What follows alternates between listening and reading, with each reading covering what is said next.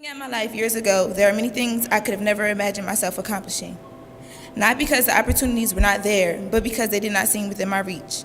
I took a huge step out on nothing, walked the path full of negative criticism, full of you can'ts and I'm not good enoughs. This walk led me to a ladder, a way to overcome the boundaries of my past footsteps, so I began to climb. My courage to step out when it seemed as though there was nothing has opened gateways of success, not only for me, but for the many people.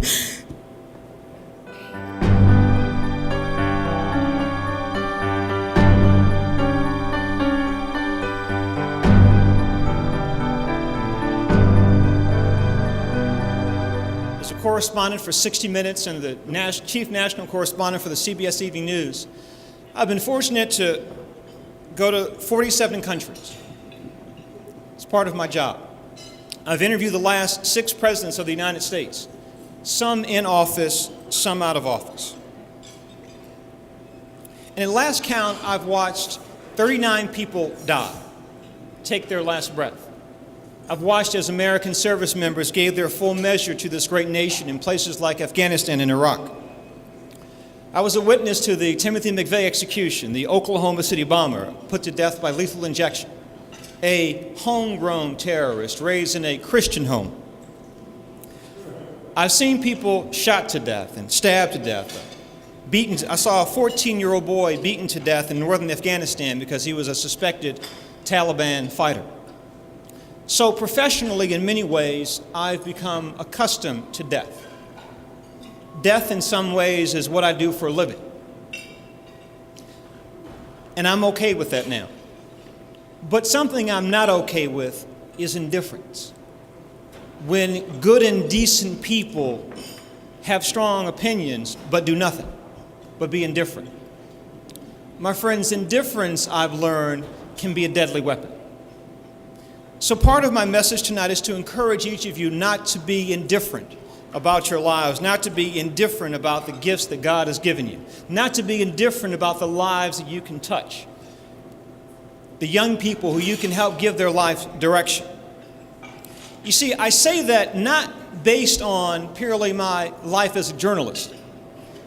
You see, long before I was ever Byron Pitts of 60 Minutes, I was just a kid from East Baltimore, and nobody knew my name. My mother had her first child when she was 17. She had me before she finished high school. I didn't learn to read until I was 12. I stuttered until I was 20. In middle school, I was struggling in school. Young people hear this story. I was struggling in school. And they ran tests to determine that I was functionally illiterate. And trying to determine what to do with me, they ran another series of tests. When the results were in, they called my mother in and says, "Miss Pitts, the test results are in, and it's our diagnosis, it's our professional opinion as physicians, as doctors, as leading experts, that your son Byron is mentally retarded, and we think he should be institutionalized." Now, as I mentioned at the time, my mother had a 10th grade education. Now, eventually, she went back to school because my mother has always valued education.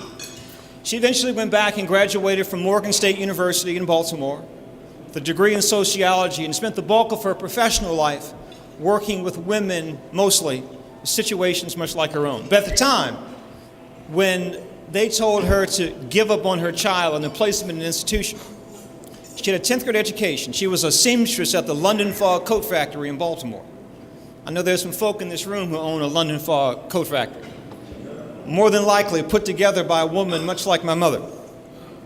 So when he said, "Miss Pitts, this is our diagnosis," my mother said, "Test him again." Now, my mom was from North Carolina. If there are any southern women in the room, you know, there's something about a southern woman. They don't take no easily. They are determined.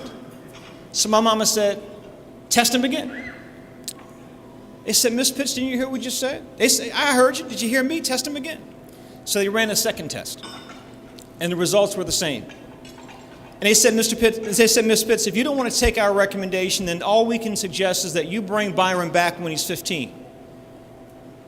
And then the state will have resources for him at that age." My mother says, "If we wait until my child turns 15, he will be dead or in prison. My son needs help right now."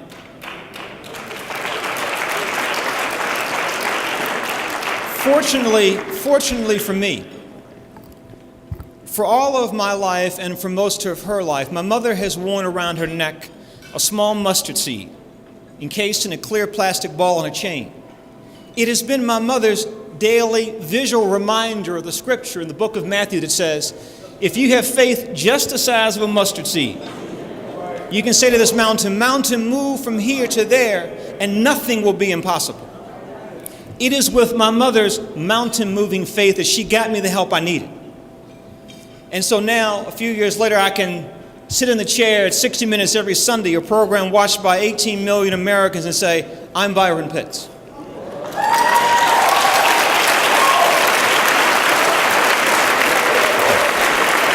Also the William J. and the Reverend Shirley M. Smith Spirit Award. Spirit Award, because that's the embodiment of who you really are. That's your essence of what you will and can accomplish, the spirit within you. And so this is given to a person or persons in the community that exemplify the spirit of faith, perseverance, and integrity.